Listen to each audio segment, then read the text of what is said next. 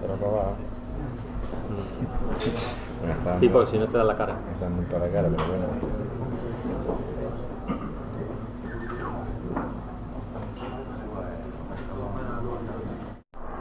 Pues muchísimas gracias, Gerardo, muchísimas gracias a todos y a todas por venir. Gracias a Nico, que no está, que es mi cómplice para dar esta charla. La verdad es que tengo bastante cara dura porque no es que la Invisible me invitara a dar una charla. Hablé con Nico y le dije, voy a pasar por Málaga por otra historia, ¿por qué no montamos una charla? Y me dijo, de acuerdo. Y la verdad es que creo que eso es echarle bastante cara.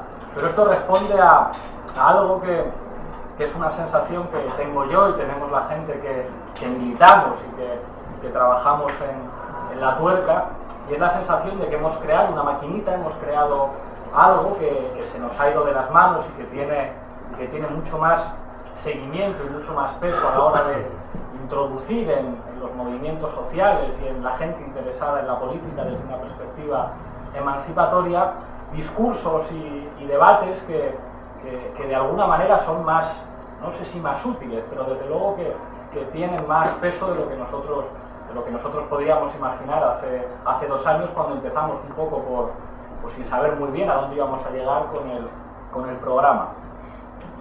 El problema que tiene la tuerca es que emite solamente en una dirección.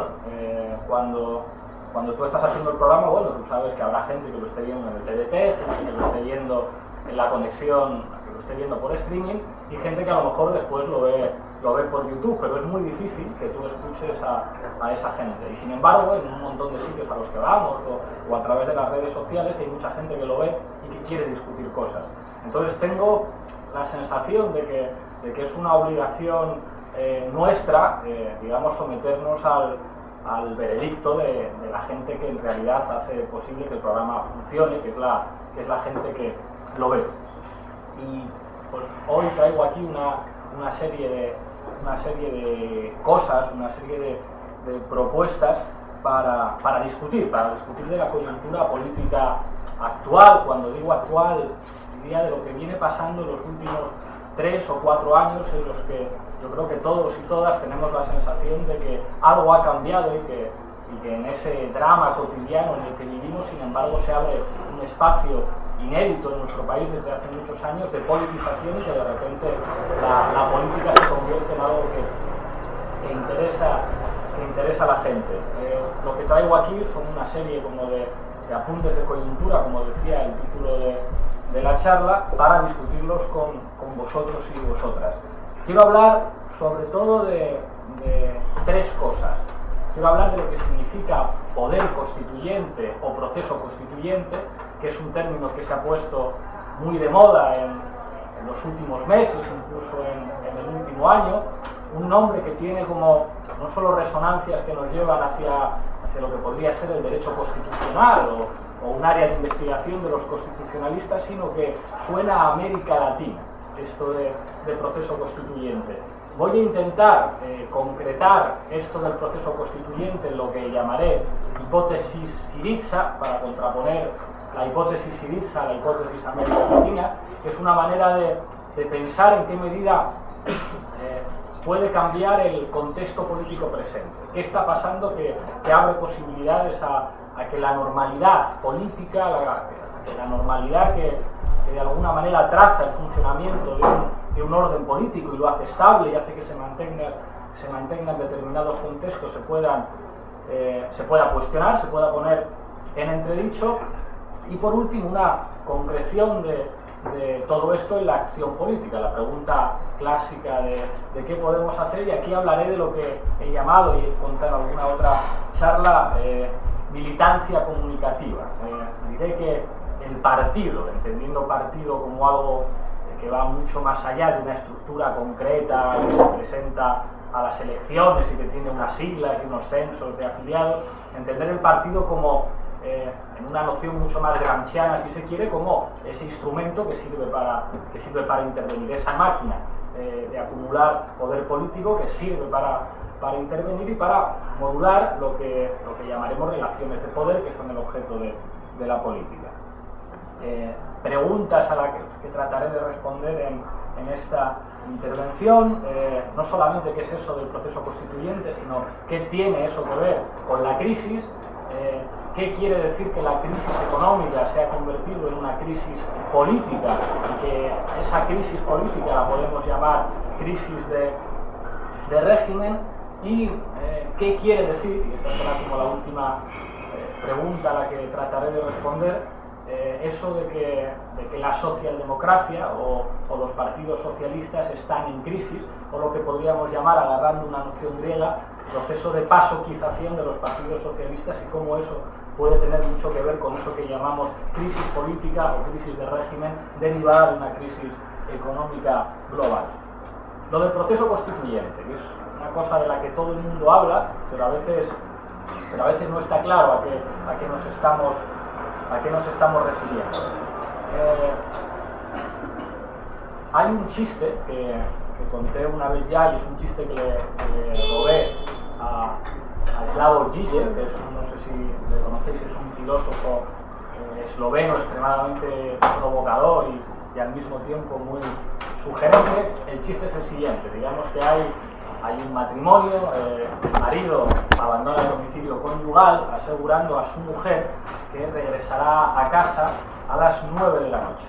El caso es que por diferentes motivos llega a casa a las 5 de la tarde y cuando abre la puerta encuentra a su mujer acostada con otro hombre. Entonces se queda mirándola y ella le dice: cariño, dijiste que ibas a venir a las 9. Bueno, ya, pero es lo que está pasando. Y dice: no cambies de tema. Dijiste que ibas a venir a las 9. Este chiste sirve para ilustrar cuáles son los temas accesorios y cuáles son los temas importantes. Da la impresión de que muchas veces cuando hablamos de política alguien nos obliga a hablar de lo accesorio. Hay que hablar de por qué estoy llegando a las 9 cuando dije que iba, por qué estoy llegando a las 5 cuando dije que iba a llegar a las 9. Y no podemos hablar de lo realmente importante, que me está poniendo los cuernos, y esto puede representar una crisis de pareja para nosotros. Cuando hablamos del proceso constituyente, a veces ocurre un poco lo mismo. Hablamos de cuestiones accesorias. Y parece que hablar del proceso constituyente es hablar de que hay que reformar la Constitución, de que hay que hacer una Constitución nueva, de que queremos más democracia, de que si tienes 2/3 de los parlamentarios, eso quiere decir que tienes los votos necesarios para reformar la Constitución, y el problema no es ese. Cuando hablamos de proceso constituyente, hablamos del objeto de la política, y el objeto de la política es el poder. En la ciencia política a veces ocurre como el chiste. Se nos dice que el objeto de la política es lo accesorio, hablar de por qué estoy llegando a las 5 de la tarde cuando tendría que haber llegado a las 9. En la ciencia política parece que solamente se puede hablar de sistemas electorales, de que solamente se puede hablar de regímenes políticos, de que solamente se puede hablar de teoría política entendida como teoría del Estado, cuando al final el objeto de la política es el poder. El poder, que al fin y al cabo es una relación que puede ser de clase, posición diferente ante los procesos productivos, pueden ser relaciones de género, hombres, mujeres, todos los matices que la teoría queer nos ha enseñado a la hora de entender cómo se configuran los géneros. Pueden ser relaciones que aludan a la etnia, que aludan a la nación, a todo eso que Weber llama grupos de estatus, y esas relaciones siempre son desiguales, siempre son relaciones jerárquicas y casi siempre se expresan en una dinámica conflictiva. Eso es básicamente el poder. Relaciones que se expresan a través del conflicto. ¿Qué quiere decir la palabra proceso constituyente? Que ese poder se está empezando a mover, se está empezando a reconfigurar. La palabra constitución. De nuevo volvemos al chiste de Žižek, y parece que tendríamos que creernos que la Constitución es un papel escrito, que la Constitución es un documento, que la Constitución es algo formal. Hay una palabra maravillosa que se le puede añadir a la palabra Constitución que nos dice mucho sobre su naturaleza, que es la palabra material, la Constitución material. Sería muy típico en una clase de Derecho preguntar a los estudiantes: ¿y el Reino Unido tiene Constitución? Y los más ingenuos dirían: no tiene Constitución. El profesor tendría que explicar: sí tiene Constitución. Tiene una Constitución material. No hace falta que haya un papelito que establezca cuáles son la relación y la configuración de los poderes en el Reino Unido. Aparentemente el Parlamento lo puede todo, la Cámara de los Comunes en el Reino Unido, pero es inimaginable la disolución de la monarquía en el Reino Unido. Es decir, la Constitución material es la manera en la que se plasman los poderes. Es la manera jurídica, sin necesidad de un texto concreto, en la que se plasman los poderes. Eso puede tener una concreción en un papel o puede no tenerla. En el caso del Reino Unido hay una constitución material. En el caso de Venezuela, si alguna vez vais a una charla sobre la historia de Venezuela, a lo mejor os hablan del pacto del punto fijo, que fue un acuerdo de los grandes partidos venezolanos para repartirse el poder y para establecer un régimen político que solamente caería con el ascenso de Hugo Chávez al poder. Y eso no estaba en un papel, eso no era una constitución escrita. ¿Qué es lo que está pasando en estos momentos? Que la constitución material ha cambiado. En el caso de lo que se conoce como Constitución Española del 78, no lo digo yo, cualquiera dice que se ha convertido en papel mojado. Hay una historia que siempre me gusta contar con esto a propósito de Toni Negri. Toni Negri siempre digo que me gusta mucho cuando vuela, pero no me gusta tanto como aterriza. Y un ejemplo de los vuelos maravillosos de Toni Negri y sus aterrizajes forzosos fue su posición ante la famosa Constitución Europea. Dijo una cosa magnífica.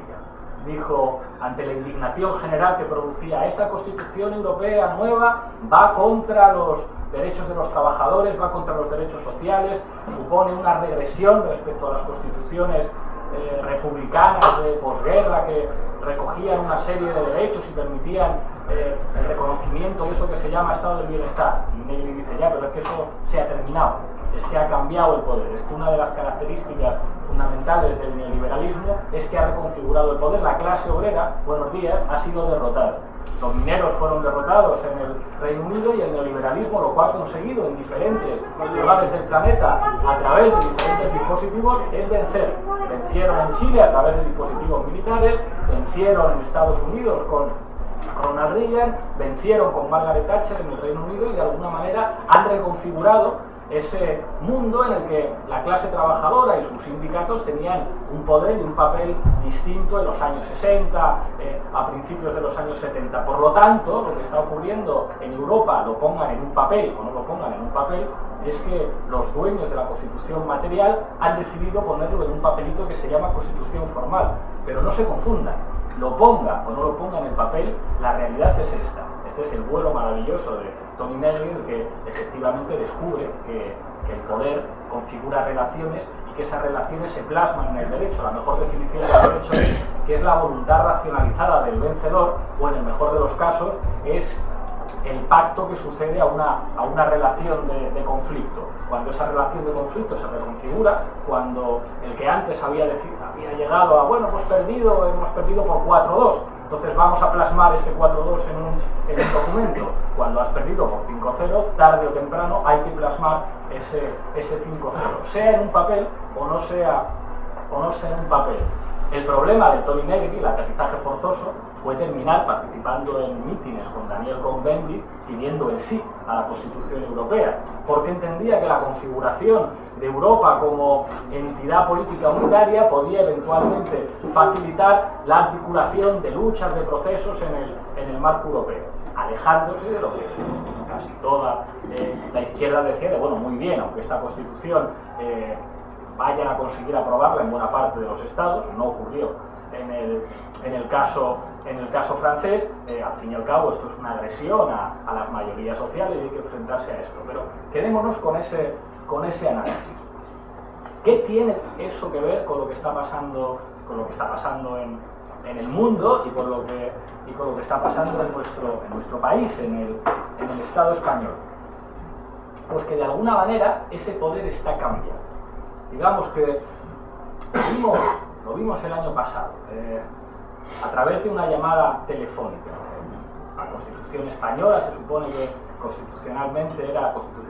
políticamente era intocable, nos educaron, sobre todo a mi generación, los que crecimos en los años 80, en que la Constitución era una suerte de sacrosanto documento que había sellado un virtuoso proceso llamado Transición Española, y que modificar la Constitución era algo muy serio, que requería de consensos muy amplios y, cuando menos, lo que podría llamarse un gran debate social. Una llamada telefónica en verano implica una reforma constitucional que significa nada menos que limitar el techo de déficit, que es poco más o menos terminar de dejar claro que los estados no tienen soberanía.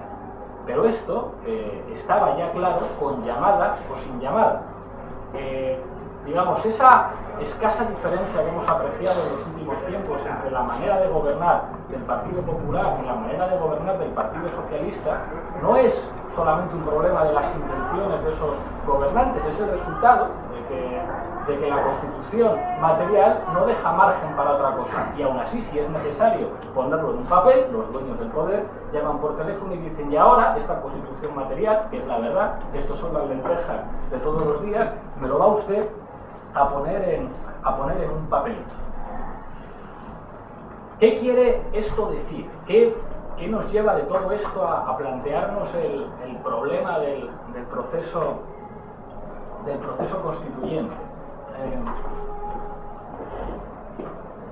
Hay algo paradójico en el hecho de perder, el hecho de que estemos viviendo una situación en la que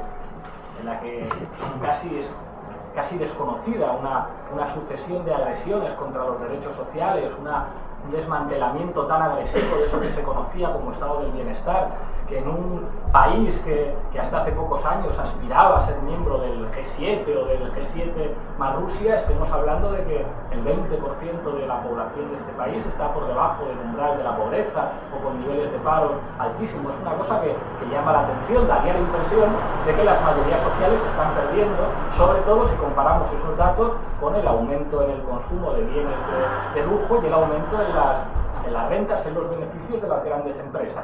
Dicho en plata, los ricos son cada vez más ricos y viven mejor, y la gente normal, no ya los pobres, la gente normal, eso que se conocía como clase media, está en una situación de verdadera alarma social.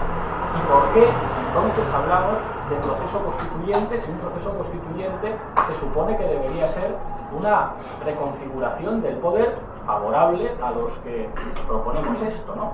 Porque hay gente de izquierdas que dice: hay que abrir un proceso constituyente, cuando todo apunta a que las relaciones de poder se están reconfigurando en una dirección favorable a los que mandan? Pues hay algo que es terrible, pero que al mismo tiempo es fascinante políticamente, y es las oportunidades que abre la crisis.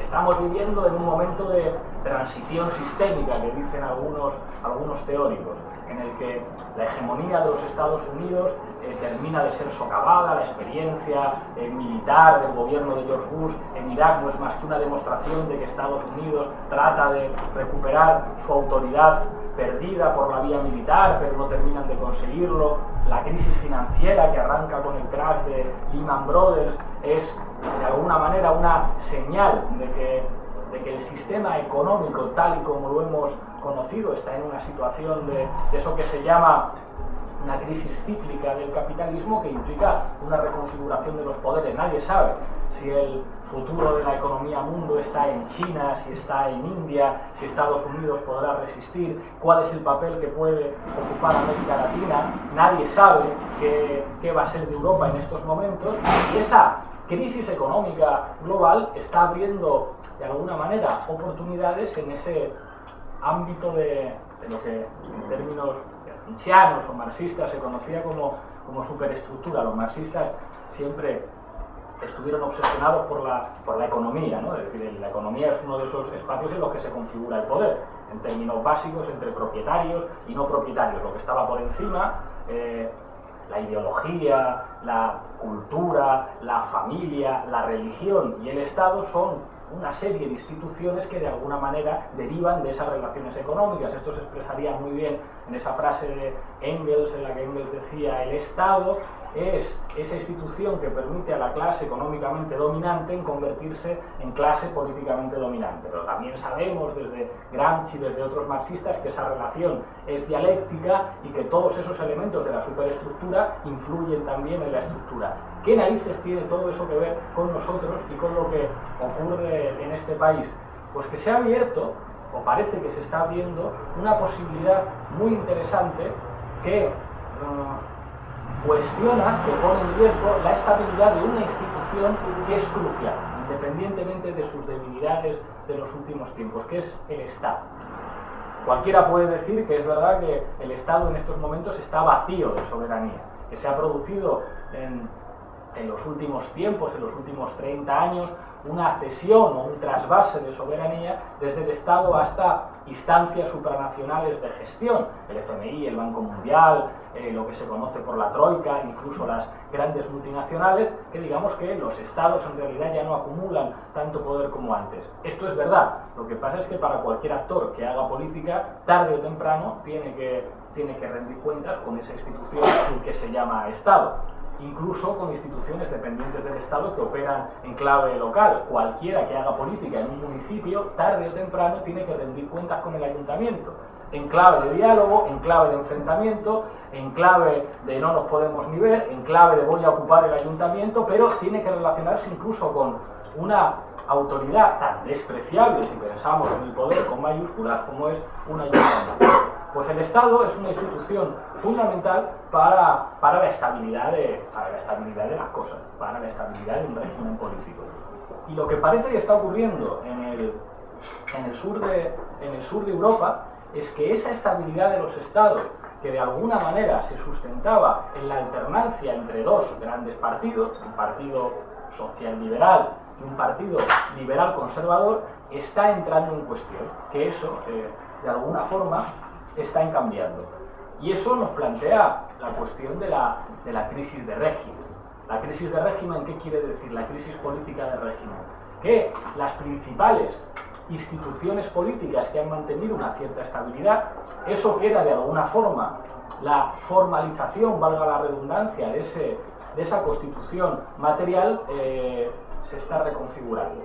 Y aquí es donde se empieza a enunciar lo que pretendía llamar hipótesis Syriza. Todo el mundo conoce Syriza cuando, si uno lo piensa en detalle, es como, esto no debería ser tan importante. Grecia es un país pequeñito, un país que casi nadie conoce. Grecia, pues sí, te vas a las islas griegas de hacer turismo, la gente más politizada, pues sí, en Grecia libraron una heroica guerra civil y resistencia contra el fascismo, hay sindicatos, pero Grecia es un país pequeño, o sea, no estamos hablando de Italia, de Francia, un país pequeño, en el que la crisis sacude de una forma especial, provocando un enorme empobrecimiento de la población. Y resulta que en unas elecciones, una fuerza política, digamos, aparentemente muy convalidable, o sea, el equivalente a lo que sería el Partido Comunista Francés o Fond de Gauche, o equivalente a lo que sería Izquierda Unida aquí, equivalente a cualquier tercer partido de esos que se sitúan a la izquierda de la socialdemocracia, que en un montón de países europeos tienen representación parlamentaria, a veces participan en gobiernos locales, y resulta que esa fuerza política tiene el 15% en unas elecciones.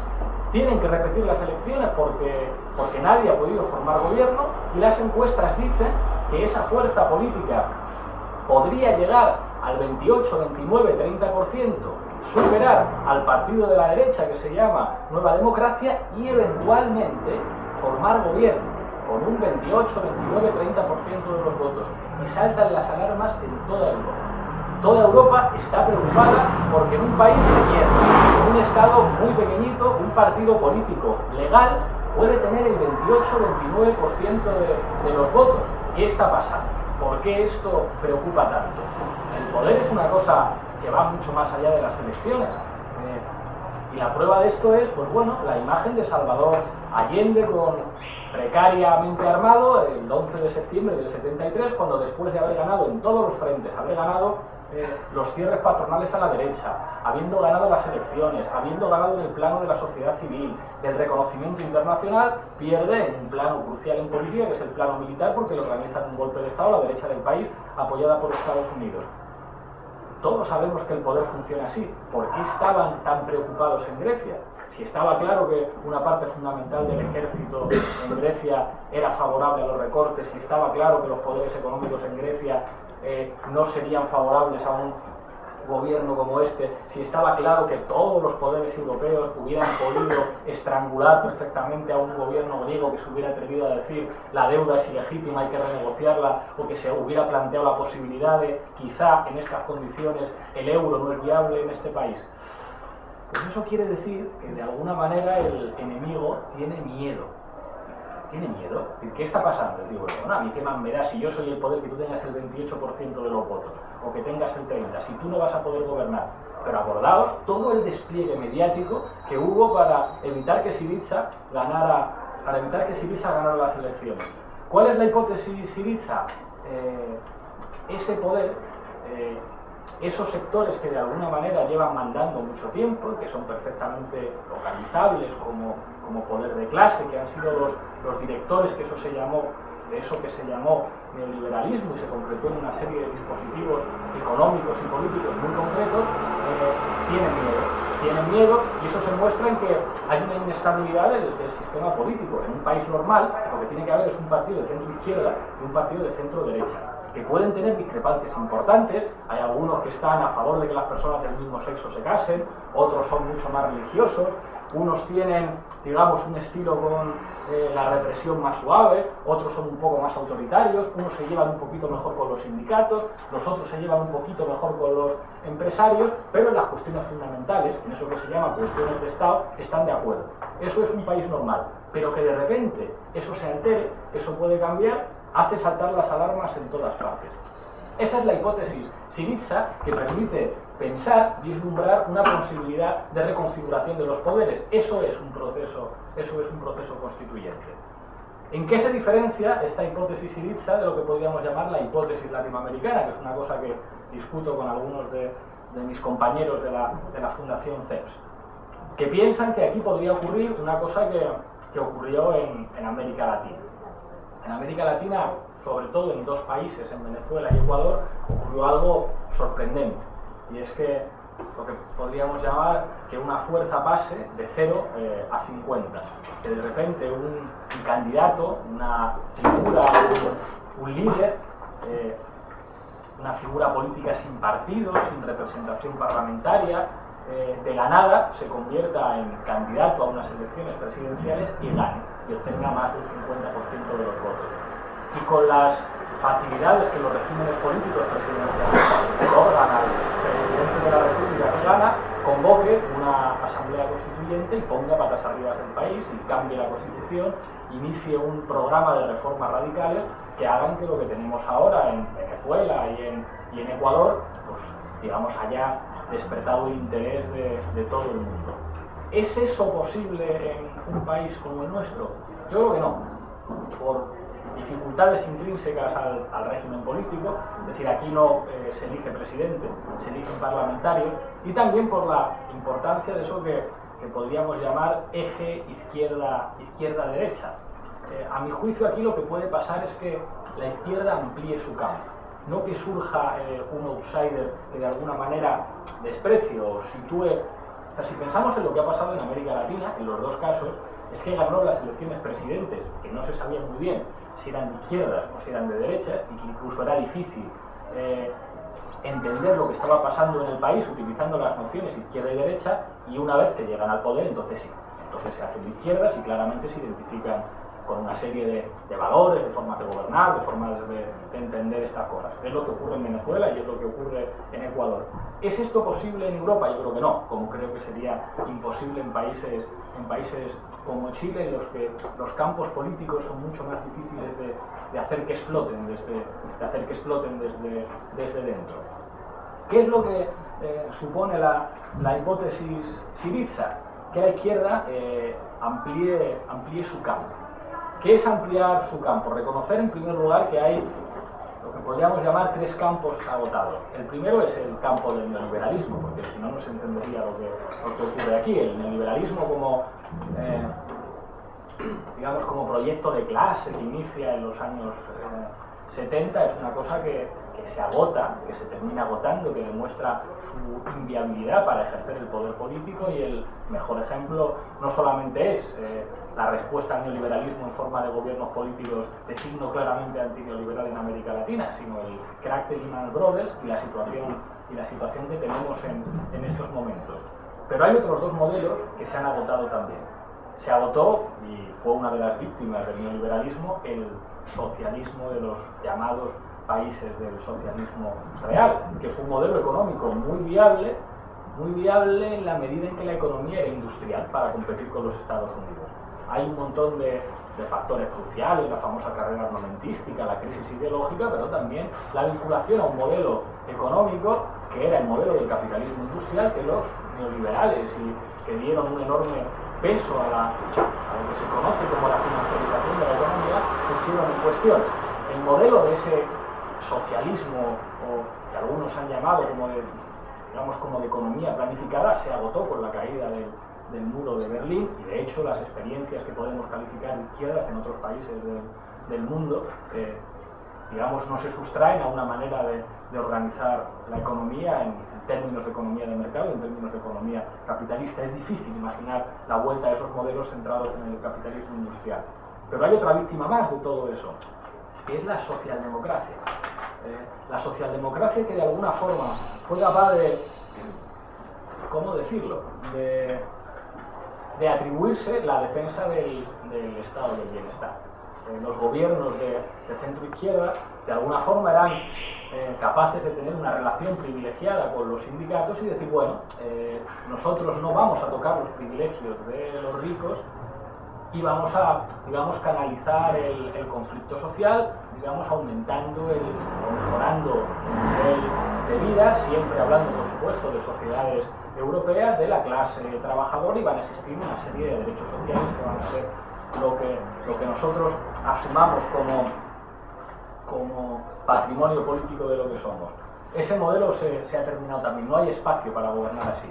Y la prueba de que no hay espacio para un gobierno de un partido socialista es Zapatero a partir del año 2008. ¿Y cuál es el espacio?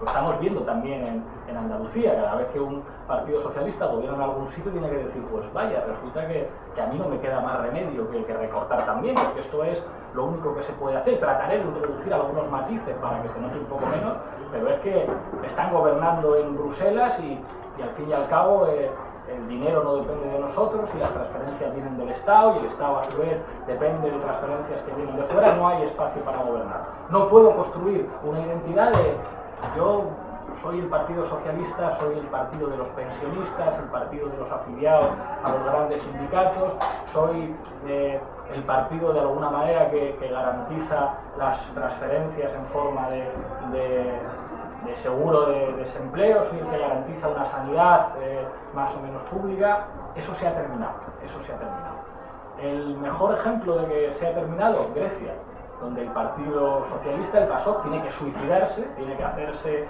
el harakiri para decir no, o sea, yo no me puedo atrever a gobernar de otra forma, no me atrevo a romper la baraja, que es lo que abre la puerta a que de repente pueda haber una opción electoral distinta, una opción electoral que pueda amenazar eso que aparentemente está tan vacío de soberanía, que es el Estado, y decir, bueno, es verdad que quizá el Estado tenga poco poder, es verdad que con la deuda existente habría poderes exteriores que podrían cuestionar la manera de gobernar en un país que dijera la deuda no se paga, o que dijera no salimos del euro, pero qué curioso que produzca esto tanto miedo. Cuando da la impresión un ambiente social en el que la gente puede votar distinto. Hay una cosa de la que la izquierda se ha lamentado siempre, y es la gente está manipulada, los medios de comunicación engañan a todo el mundo, vivimos en una sociedad orwelliana, para no mirarse delante del espejo y decir, es que la mayor parte de la gente que vota en este país votaba Partido Popular o votaba Partido Socialista. Y en los sitios en los que se votan cosas distintas, como el País Vasco o como en Cataluña, la mayoría vota PNV y la mayoría vota Convergencia y Unión. Y de repente se abre la posibilidad de que eso pueda cambiar, de que pueda haber opciones políticas que de alguna forma rompan esos consensos fundamentales que forman parte de nuestra famosa Constitución material. Eso es lo que abre la posibilidad de un proceso constituyente. Ahora bien, lo que podríamos llamar la izquierda derrotista puede convertirse en Syriza, el comunismo derrotista, lo podríamos llamar. Yo creo que no. Es la manera en la que provocadoramente llamaría al Partido Comunista griego. Como vosotros no queréis ganar, manteniéndose en esas posiciones de coherencia, de hay que trabajar en los barrios, hay que mantenerse firmes en nuestros planteamientos, aunque tengamos el 3% de los votos, es como ya muy bien. Entonces vete al monte, practica la lucha armada si te presentas a las elecciones. Es absurdo que aspires al 3 o al 4% de los votos cuando hay una opción que no se diferencia tanto en términos programáticos, que está planteando, no, es que aspiramos al 15 y un mes después aspiramos al 25% de los votos. Pero ¿cómo se amplía de alguna manera ese campo?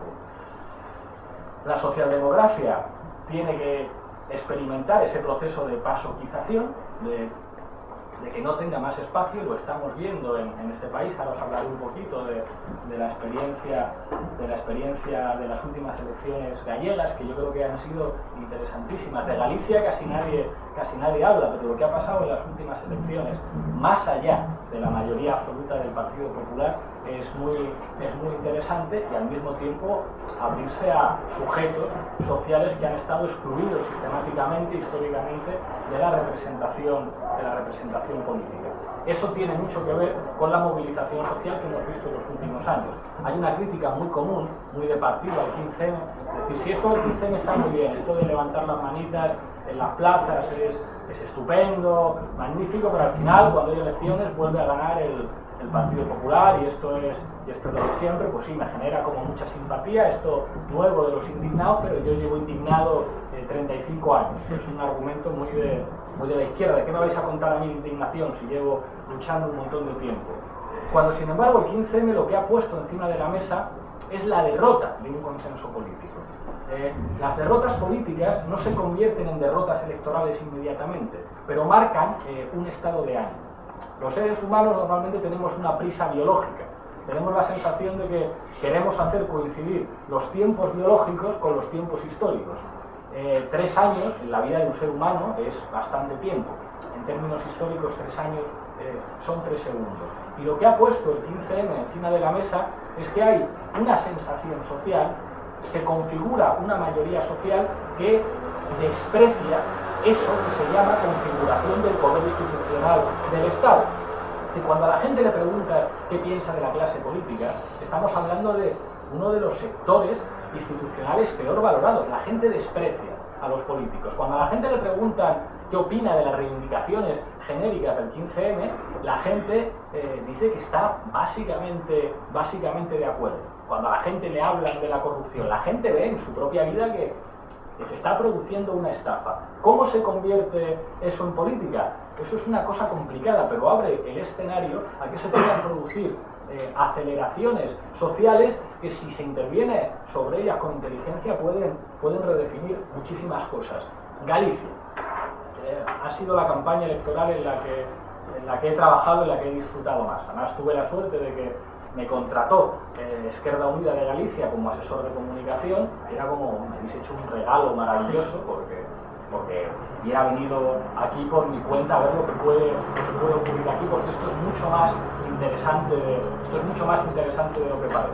Había 2 elecciones paralelamente, las vascas y las gallegas, y todo el mundo se interesaba por las vascas, pero las vascas yo creo que en este caso tenían muchísimo menos interés. El interés de las elecciones vascas era la vuelta de la izquierda abertzale a las instituciones a través de una amplia coalición electoral que se llamaba EH Bildu, y parece que lo que estaba por ver básicamente era si EH Bildu podía rivalizar con el PNV o no podía rivalizar.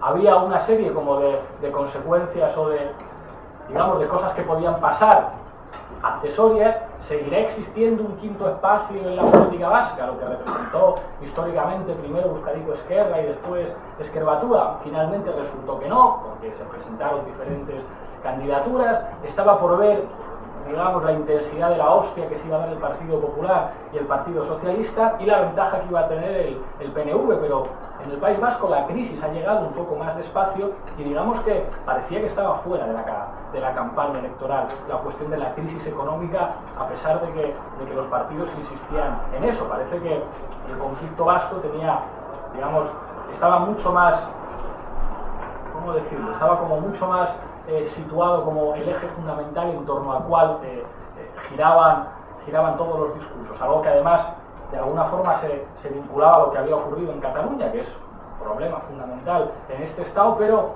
a mí me interesaba menos en la medida en que no había esa posibilidad como de cuestionamiento de lo existente. Es decir, con todo el respeto, defiendo el derecho de autodeterminación, pero si los que de alguna manera hegemonizan la conclusión del derecho de autodeterminación es Convergencia y Unió y el PNV, me da la impresión de que no va a ser un instrumento que permita cuestionar una serie de consensos. Creo que tanto el PNV como Convergencia y Unió han sido aliados fundamentales de la derecha española y que estarían encantados con la configuración actual del poder europeo. Es fundamental que la gente tenga derecho a decidir, y los vascos y los catalanes tienen todo el derecho a decidir si quieren tener unas relaciones u otras con el resto del Estado. Pero en este caso lo que pasaba en Galicia me parecía mucho más interesante porque había una opción nueva que partía de la nada, una coalición entre un partido muy pequeñito, que es Esquerda Unida de Galicia, que en las últimas elecciones generales había rondado el 4% de los votos y que estaba prácticamente desaparecida institucionalmente de Galicia, con una escisión del bloque nacionalista galego que tenía mucha militancia, pero tampoco tenía sedes, tampoco tenía una gran organización y tenía un candidato, una figura carismática que se llama José Manuel Beiras, que era un señor al fin y al cabo de 76 años. Y llegan a una especie de acuerdo, se autodotan de un nombre muy clásico, un poco erótico, Alternativa Galega de Esquerda, y uno dice, Dios mío, en el año 2012 podría uno pensar algo que no volviera tanto a años 70, pero que sin embargo plantea un discurso completamente nuevo. Pone encima de la mesa unos candidatos que hablan de otra manera, que no tienen problema en utilizar la incorrección, que no tienen problema en presentarse como algo completamente distinto al resto de opciones, que hablan de crisis de régimen, que hablan de los de abajo, que insultan y no tienen ningún problema en decir que el presidente es un instrumento, una marioneta en manos de la troika, que incumplen todas esas normas de lo que se llama corrección política, que con una organización muy pequeña empiezan a llenar los mítines y que partiendo de, no lo digo yo, lo dice el CIS daba a Esquerda Unida en el mejor de los casos una presencia testimonial en la Cámara galega, y habría que ver qué ocurriría después de la campaña electoral. A Nova no les daba nada. Los más optimistas decían, bueno, tendrán 1, 2, como muchísimo 3 diputados, y finalmente tienen 9 y el 14% de los votos. En un mes desde que se firma la coalición hasta que se producen las elecciones. Si a ese 14% le sumamos el 10% que obtiene el bloque nacionalista galego, tenemos que fuerzas políticas situadas a la izquierda del Partido Socialista le superan en 4%. El Partido Socialista tuvo el 20% de los votos. Y dicen, bueno, el PSOE, el PP ha obtenido mayoría absoluta, sí, pero ha perdido 150.000 votos. Y es tremendamente llamativo que se configure esa nueva relación de fuerzas en la gente que va a votar. La clave de lo que estaba ocurriendo aquí es que se produzca una coalición entre dos fuerzas, o el discurso que se pone encima de la mesa, o que de repente la crisis, el rostro de la crisis emerge como uno de los elementos fundamentales que centra una campaña. Yo creo que esto fue una de las claves que operó en Galicia. ¿Cómo terminamos todo esto?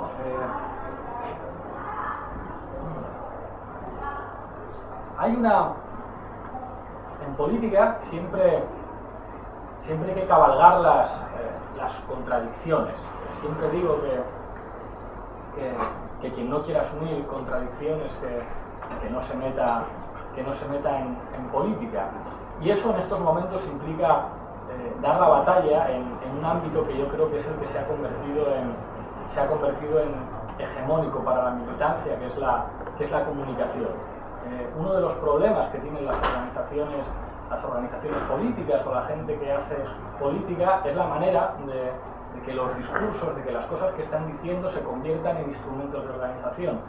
Y si alguna lección ha dado el 15M, y si alguna lección dieron las concentraciones en la Puerta del Sol y las últimas concentraciones del 25S, es que esos espacios son emisores, son elementos que de alguna manera emiten mensajes que generan un pegamento social que después puede operar, y eso puede operar también en el plano de lo electoral y abrir esa posibilidad de que esa máquina que llamamos Estado aparentemente tan estable pueda abrir la oportunidad a otro tipo de cosas. La verdad es que he venido también aquí para escucharos a vosotros, creo que os he soltado ya una chapa considerable. Si os parece, seguimos discutiendo un debate. Muchísimas gracias.